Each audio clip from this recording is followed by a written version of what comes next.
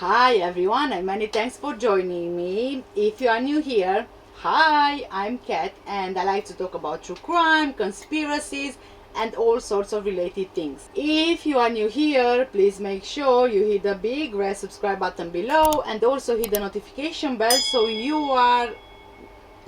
know of any new videos I upload. For my returning subscribers and viewers, thank you all so much for being here. Thank you for all the support and for all those lovely messages I always read from you. This is what keeps me and my channel going. So today this is going to be another technology related video, and I will be talking about the Randonautica app and how this app led TikTokers to find human remains in a suitcase. I do not mean to be disrespectful to anyone I talk about in today's video. The video is for educational and entertainment purposes only. The information I collect is from the internet. I compile this information, make a video, and from this you guys are more than welcome to draw your own conclusions. Thank you. 35-year-old Jessica Lewis was a mother of 4 children. 2 who have graduated from high school, 1 still in middle school, and 1 who's old enough to know what's going on. Jessica was beautiful, a ray of sunshine, and always thoughtful of others. She was born in Maple Valley and most recently lived around Seatac. Jessica worked at Laura's Adult Family Home, an assisted living facility where she supported older and developmentally disabled adults. She just had the grace and patience to be able to do that. She had a big heart and was willing to help anyone who needed anything. Austin Wenner, 27 years old, was also a Washington native from Kent. Jessica and Austin had been in a relationship for about 8 years. They had hard times, but they always stuck through it together. Austin Wenner had faith, a big heart, and loved the outdoors and country music. Campfires, trucks, dogs, Jessica and his family. A group of teenage friends were exploring Seattle when they made a horrifying discovery under a bridge. Human remains packed into a suitcase. There you go, Carla. See, at least TikTok, at least once, is a good thing, isn't it? They helped find human remains. Yeah. In a video uploaded on TikTok, the teens can be seen laughing as they use a stick to poke the suitcase, not knowing what's inside. Once they manage to open it, they discover a foul-smelling trash bag, prompting the teenagers to call the police. "It stinks, you all," one of the teens can be heard saying in the TikTok video, which has been viewed more than 4 million times. The group's worst suspicions were later confirmed. Seattle police announced they were launching an investigation after verifying the suitcase did indeed contain a dead body. The teens were led to the suitcase by a new explorer app called Randonautica, which promises to turn the world around you into an adventure, according to its website. The app gives users, otherwise known as randonauts, a randomly generated set of coordinates in their local area to explore.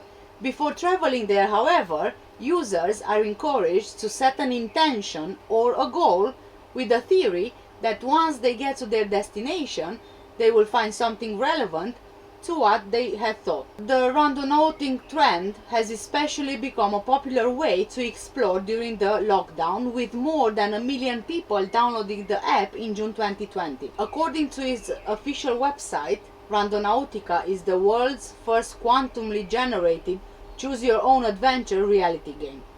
A Seattle area landlord was arrested on suspicion of murdering a couple whose bodies were found by the teens following the adventure app. So I'm wondering, these teens, did they put the preference like I want to find the murder scene or something like that? Documents filed on 24th of August 2020 in Kings County Superior Court allege that Michael Lee Dudley, 62 years old, fatally shot Jessica Lewis, 35 years old, and Austin Wenner, 27 years old, in the room they were renting, in a house he owned in Berrien. Michael Dudley admitted to police that he argued with them about unpaid rent. The bodies, stuffed in a suitcase and a duffel bag, were found on June 19th at the West Seattle beach. Seattle police found the two near Dawamish Head after receiving a call of a suspicious bag on the beach. They also found another bag in the water. A video the teenagers who found the suitcase posted on TikTok shows them investigating a suitcase on the rocky shore, first laughing and joking, and then becoming serious and calling 911. According to the medical examiner's office, Jessica Lewis' cause of death was from multiple gunshot wounds, while Austin Wenner died of a single gunshot wound. Officials estimated the two died around June 10, 2020. Police have said little about the ongoing investigation. The investigators' report said fingerprints were used to identify Jessica Lewis and Austin Wenner. When police contacted their family members, they learned that the pair were not seen since early June and were living in Michael Dudley's house in Berrien, just west of the Seattle airport. Police had gone to the house on June 9th after receiving a 911 call from a neighbor who heard yelling and gunshots. Nobody answered the door, and officers didn't pursue the matter further. Investigators later found bullet holes in a wall at the home and traces of blood. A woman who said she was in the house on June 9th told police of seeing a bloody hand protruding from under a pile of clothes. She said when she confronted Dudley about what she saw, he told her, "Let's just put it this way, his gun misfired and mine didn't." Michael Dudley was charged with 2 counts of murder in the second degree. He remains in custody. His bail has been set at $5 million.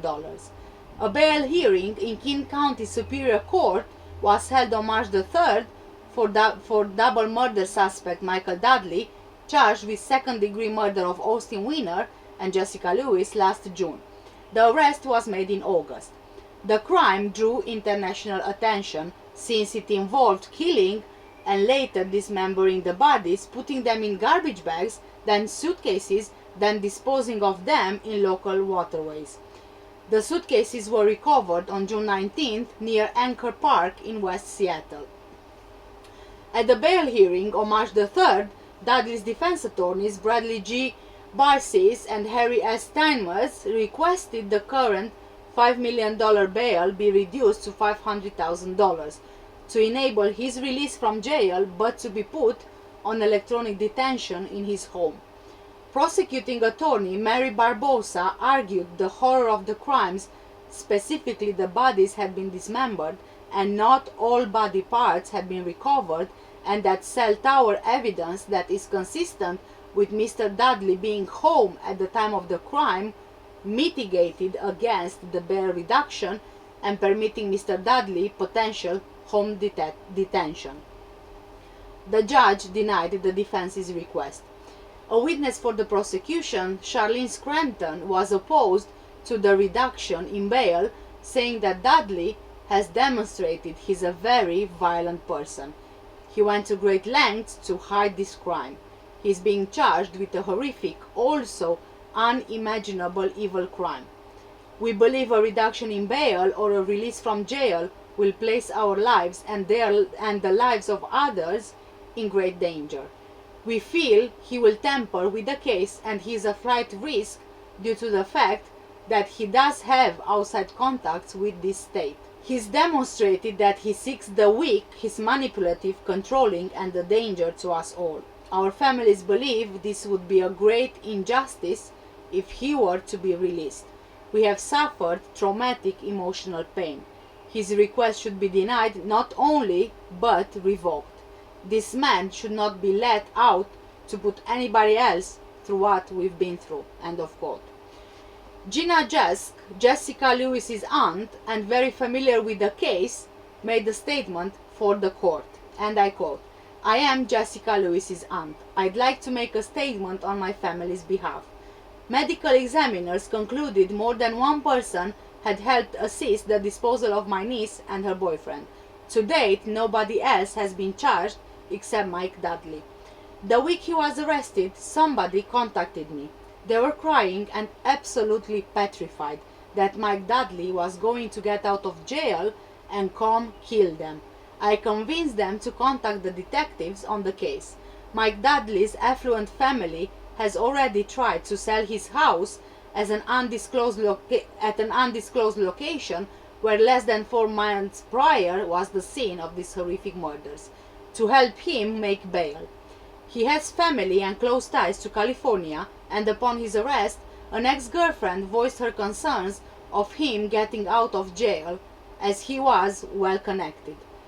Besides the safety and possible intimidation of potential witnesses or accomplices, his history of telling others how he wants to kill his neighbors or other people should be enough to make sure he is not released back into the community.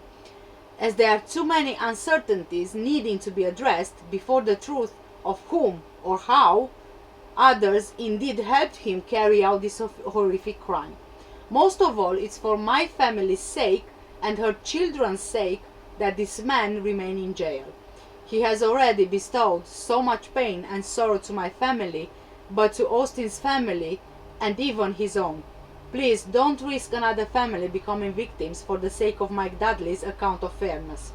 As is not fair, he took 2 young lives away, scarring and forever hurting everyone who knew and loved Jessica and Austin.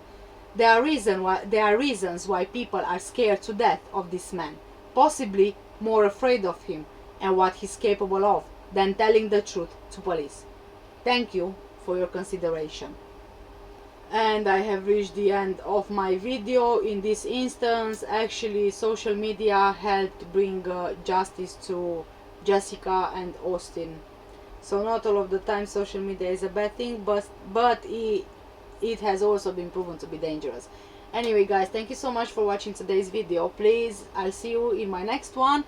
If you haven't done so already, please make sure you hit the big red subscribe button below and also hit the notification bell so you know of any new videos I upload. Thank you so much.